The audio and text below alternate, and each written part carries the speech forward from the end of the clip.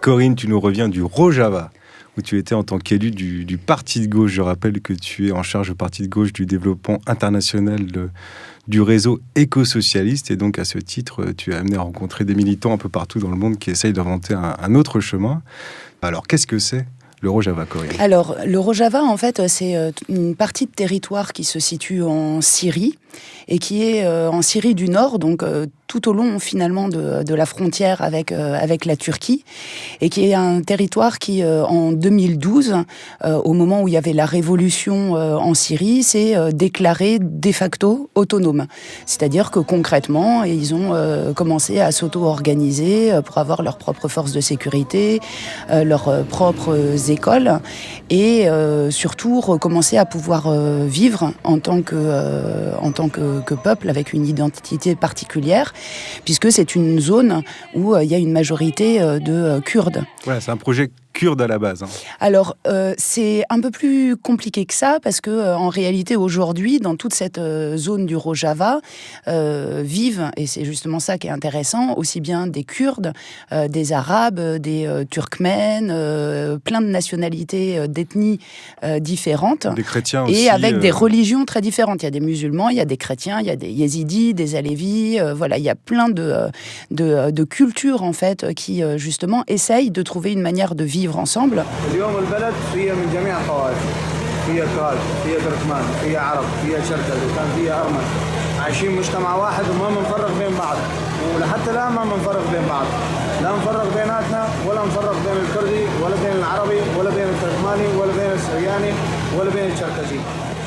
Alors évidemment, dans ce qu'est le Moyen-Orient aujourd'hui, et notamment la Syrie, c'est déjà en soi assez exemplaire.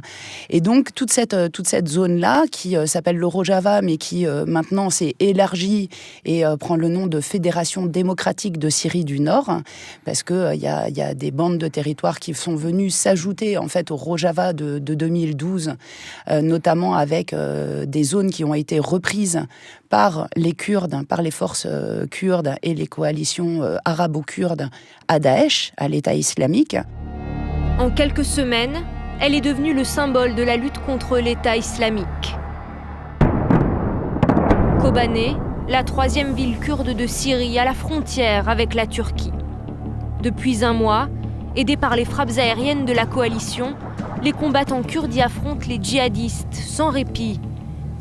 Une guérilla urbaine dans laquelle les rafales de Kalachnikov répondent aux tirs d'artillerie. Il y a encore quelques jours, ces rues dévastées étaient occupées par les soldats du groupe État islamique. Aujourd'hui, ces ruines sont devenues les nouveaux avant-postes des combattants Peshmerga.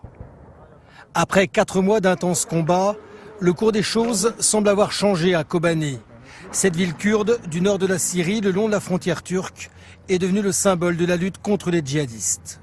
Les frappes aériennes de la coalition internationale sur les positions djihadistes sont quotidiennes. Sans elles, Kobané serait déjà tombé. Même si c'est au sol que les combattants kurdes ont dû regagner le terrain, mètre par mètre. Depuis hier, un drapeau kurde flotte sur la ville. Dans les rues, des familles apparaissent. Des enfants survivants après ces mois de combats acharnés qui fêtent eux aussi la déroute du groupe djihadiste. Et ces combattants kurdes que l'on disait sous-équipés face à l'artillerie de Daesh, aujourd'hui fêtés en héros, en libérateurs.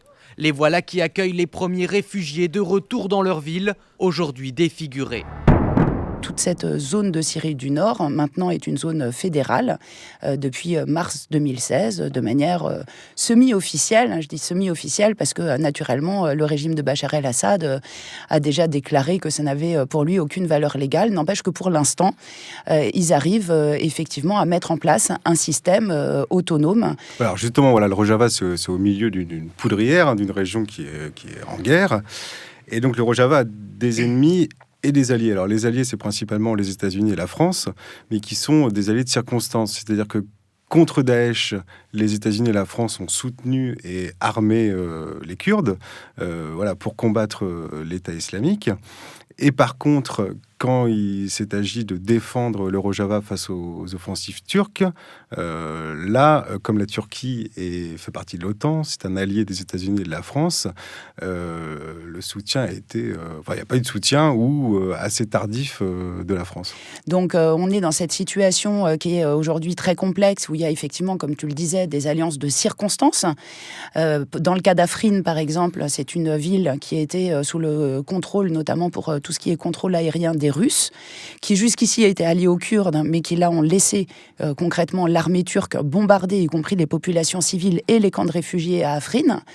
Afrin est tombé en mars de cette année, donc aujourd'hui c'est une enclave turque au milieu de la Syrie, avec le soutien d'anciens djihadistes qui ont été enrôlés par l'armée turque.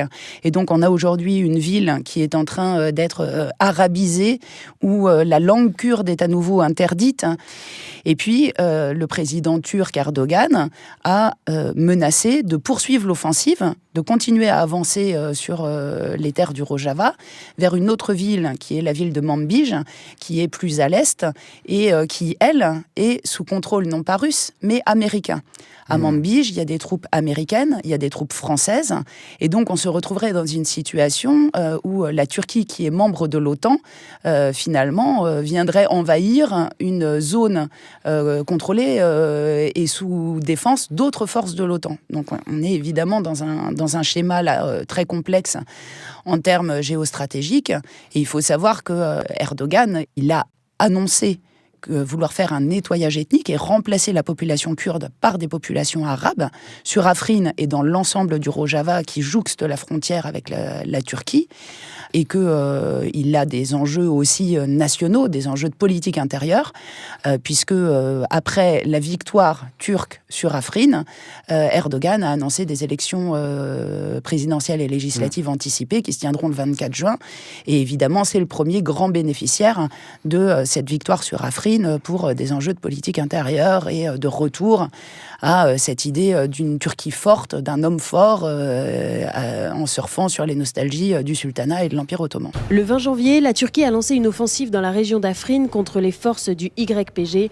le bras armé du principal parti kurde en Syrie. Afrin hallolacaktır. Afrin'den geri adım atmak yok. Alors pourquoi cette offensive ? 6 jours plus tôt, la coalition internationale menée par les États-Unis a annoncé la formation d'une force frontalière de 30 000 hommes en Syrie, composée essentiellement de Kurdes. Vent debout contre cette initiative, le président turc a estimé que la sécurité intérieure de son pays était menacée. Pour lui, les hommes du YPG sont des terroristes. Le nœud du problème est là.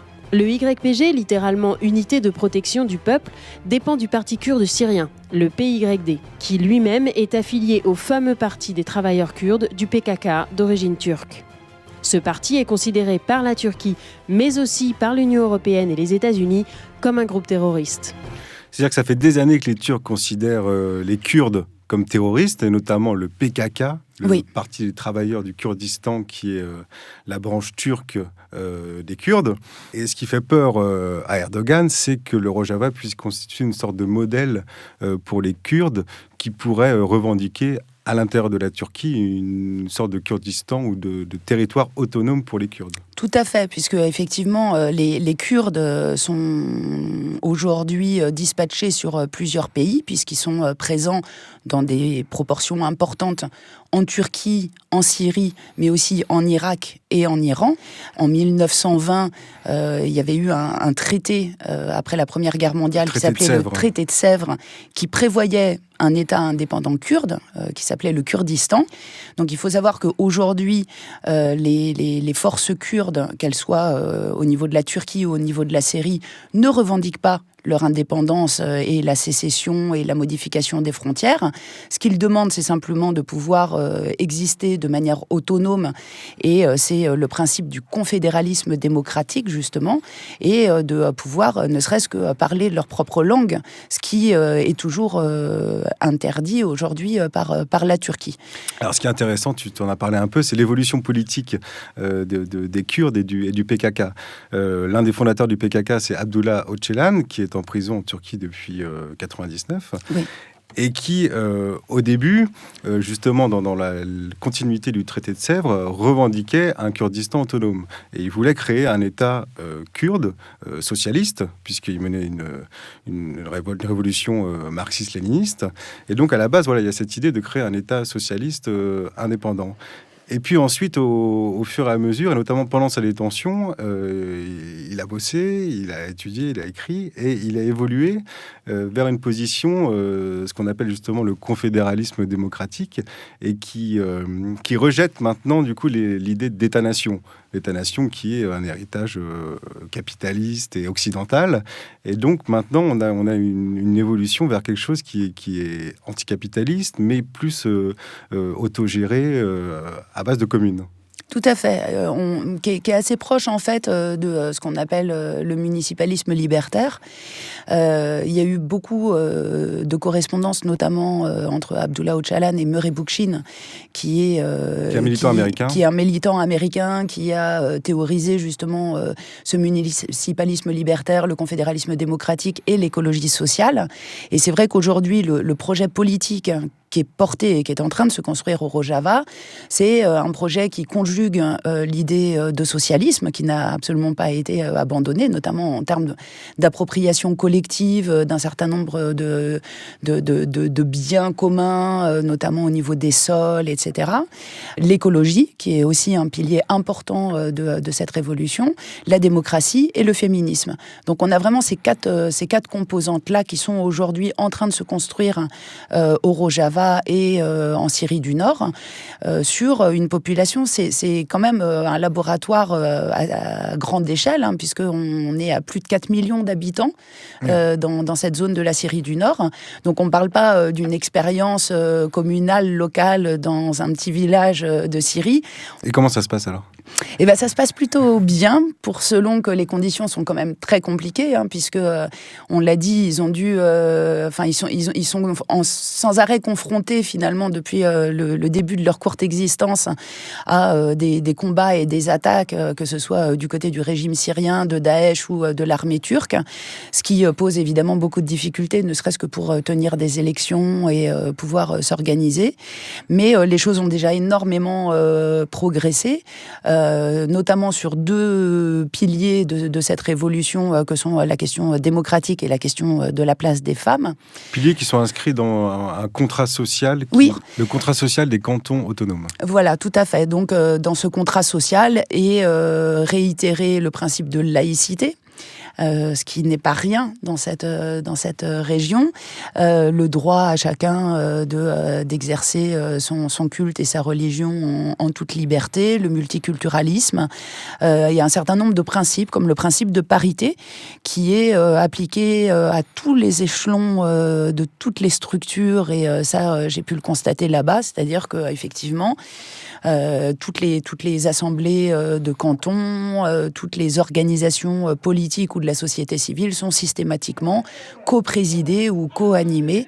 Donc, et ça, c'est un pas extrêmement important, puisque il y a seulement quelques années, au moment où tous ces gens-là étaient sous le joug du régime de Bachar el-Assad, concrètement, les femmes étaient cantonnées chez elles. Elles n'avaient quasiment pas le droit de sortir de chez elles. Pour certaines, elles restaient à la maison, enfermées.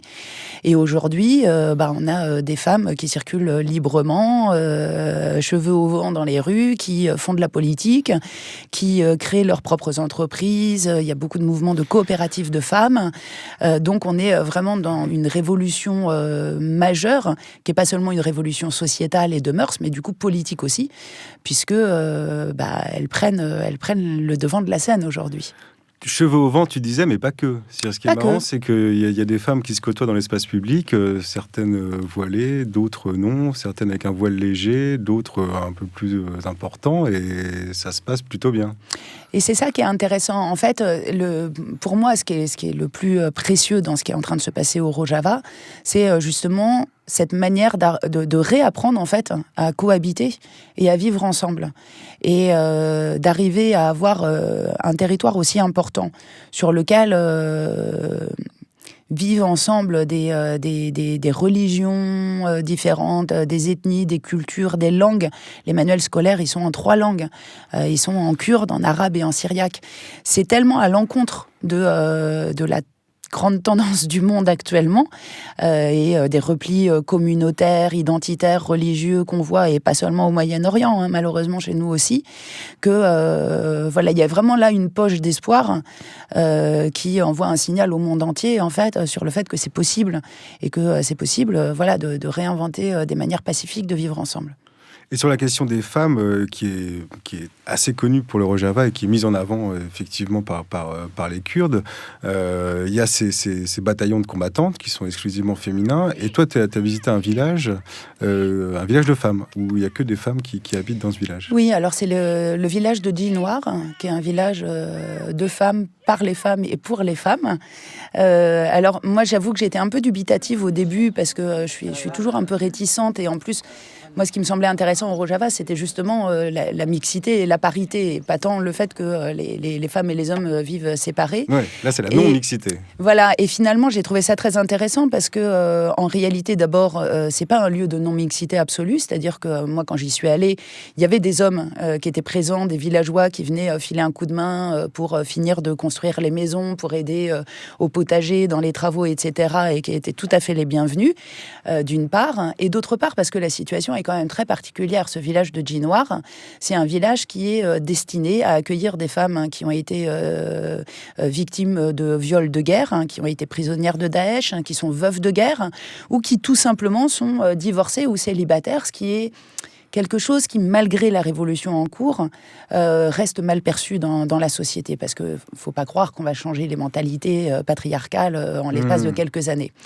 Et donc, tout d'un coup, le fait que le comité d'animation du village soit composé de femmes, et que seules les femmes puissent y résider, et notamment y avoir une maison et y dormir la nuit, etc., prend un tout autre sens.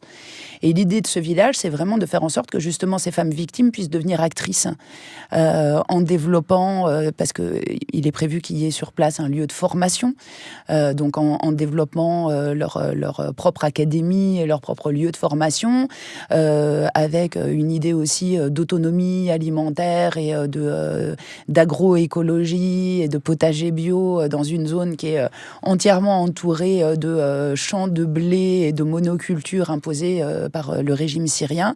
Donc en fait, il y a vraiment là aussi tout un projet politique et une sorte de condensé finalement du projet politique du Rojava, avec cette particularité que ça s'adresse à des femmes qui ont besoin de se reconstruire en étant actrices, et en étant aussi préservées du patriarcat et de ce qu'il en reste dans cette société qui a besoin aussi de décoloniser son imaginaire et de faire la révolution des esprits encore sur un certain nombre de sujets.